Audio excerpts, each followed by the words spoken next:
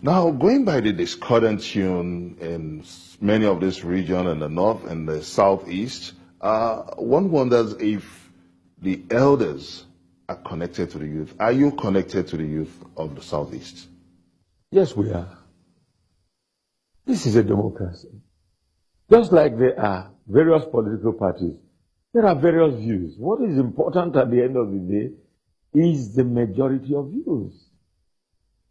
You know, I think that if you look at the Igbo people by their makeup, there is no other group in this country that has confidence in Nigeria like the Igbos have. Why do I say this? In every other part of Nigeria outside Igbo land, outside the indigenous population, the second largest population are Igbos. They build houses there. They build industries there. They build churches there.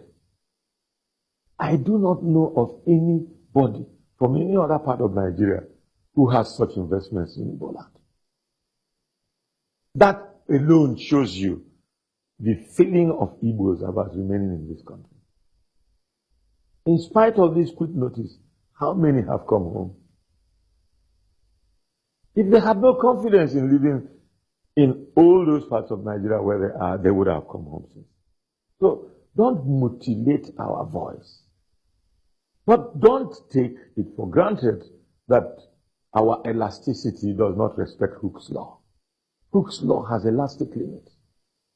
If it gets to a point where it becomes patently obvious to us that we are not wanted in this federation, let your abhorrence inertia. We will do the needful. What is the needful? I don't know. We will know the needful when we get to that point. Do you think this agitation has reached its limits? And it's a matter of the things that will happen that will occasion a Hooke's limit. Like what, sir? The continuous marginalization, the continuous extrication of our people from the commanding heights of governmental institutions. Take the security arm of government.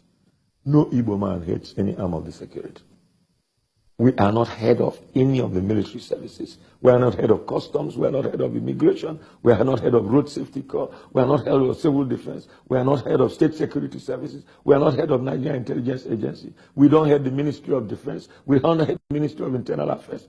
Wait a minute. What's going on here?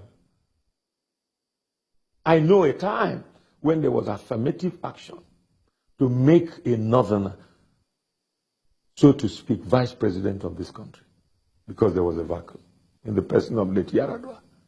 I know a time when a Yoruba man was made Chief Justice of Nigeria in order to fill a vacuum and create the national impression that this is a federation. I know a time when a Yoruba man was brought out of prison, pardoned, and made president of Nigeria through an election in order to assuage the feelings of Western Nigeria for the denial of President Abiola from becoming president of Nigeria. The Igbos require such an affirmative action now. We are part and parcel of this federation, and I dare say a significant one. With the fusion of the 7 pro-Biafra groups now, does that make some of this agitation the popular wish of the people now? For what I'm saying now? When we also consider the sit-at-home call, which many people feel was successful. I don't know. I'm not their publicity secretary. What I do know is that they are my children. What I do know is that they are angry. And I have told you the indices of this anger. They are not alone in the anger they have about the treatment of Igbos in the state of Nigeria. We all share that anger.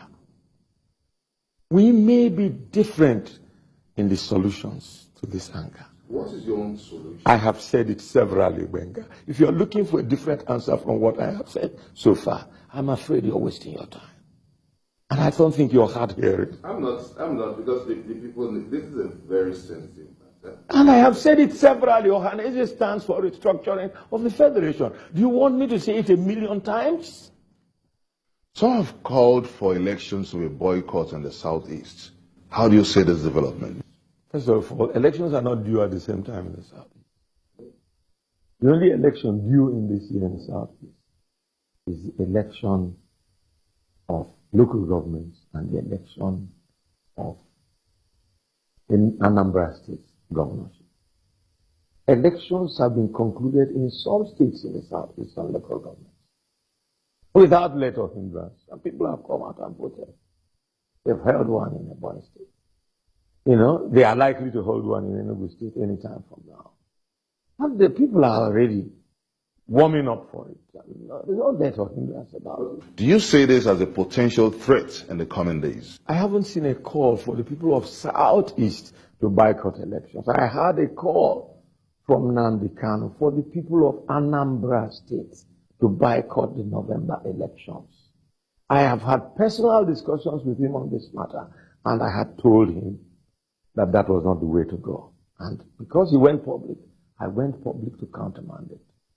The struggle of the Igbos is not a matter of who is going to rule any part of Igbo land. That's not the issue. The IPOB is demanding political referendum as a precondition for having election in the Southeast. What's your standpoint? A political referendum is for the whole of Nigeria to agree on what structure of government we need. Now, that political referendum has to go through a legal process. There is no provision in the Nigerian Constitution for a referendum. There are provisions in the AU Charter, in the United Nations Charter, which have been domesticated by our National Assembly. So we need the National Assembly to revive the provisions of that charter for a referendum. It requires a political action on the part of the federal government. But these are ingredients of a national discussion. Oyegun the other day on your television said a discussion was imminent. I cannot but say that he is right. It is in a discussion that we say, what do we want to do for Nigeria? Do we want a restructured Nigeria, or do we want everyone to go home? Now, when you say national confab, how do you really want this to go? Because there are some calling that the previous report should be adopted. Would you stand for a fresh national confab, or the previous report should be adopted? A discussion at this point is inevitable. Whatever you say about it, the palpable tension in the country, the feeling of dissatisfaction by all parts of the country, makes a discussion inevitable. Before we wind down this conversation now, the acting president has warned against any divisive or hate speech. Do you think the federal government has the capacity to address many of these contending issues? I think they have. And I think we are lucky that at this point in time we have a senior advocate of Nigeria who is acting president. He understands the law. He understands law enforcement. And he is cerebral, and I have great confidence of his ability. The question is the political will.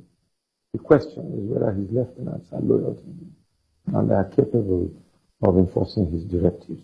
Right now, I feel sad that in spite of his implied directives through the Inspector General of Police to arrest the Arewa youths who have plunged the country in this state of chaos by their quick notice, that they have not been able to arrest them. And the boys have said openly, we dare you to arrest us.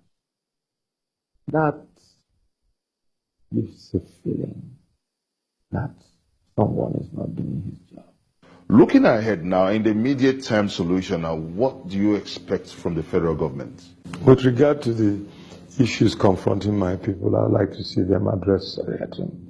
I'd like to see them give them a sense of response, a sense of belonging, a sense of response to their yearnings and aspirations. I'd like them to bring about a discussion by which the issues that divide us as a country be addressed in a serious and solemn manner, so that everyone in Nigeria, look, I grew up in a Nigeria that was wonderful. When I went to school in Enugu, in my primary school, my next door neighbors were Yorubas, South people, Hausas. The mayor of Enugu was Umaru Altini from Katsina. He was voted into government of Enugu municipality in an adult suffrage in a popular election. Azikiwe was voted into Lagos City Council in an adult election by Yorubas. Bono Jike was deputy speaker here in Lagos. In the north, Okonkwo was a member of House of Chiefs in northern Nigeria. You know, I went to Ibadan University, a Yoruba-dominated university. I became president of the Students' Union in an open election against a Yoruba candidate. I mean, look, my friend, we used to be a united country. What has happened? The President General of the Ohaneze Ndigbo, Mr. John Nwodo, thank you so much for making out time to be part of this episode of Question Time, and also for bringing lots of insights into many of these contentious issues affecting the country. Thank you very much indeed. It's a pleasure to have you. Thank you.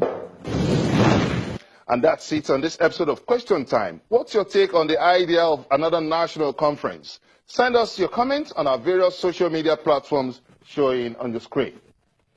Join us next week on another exciting episode of the show. Many thanks for watching. I'm Benga Ashiru.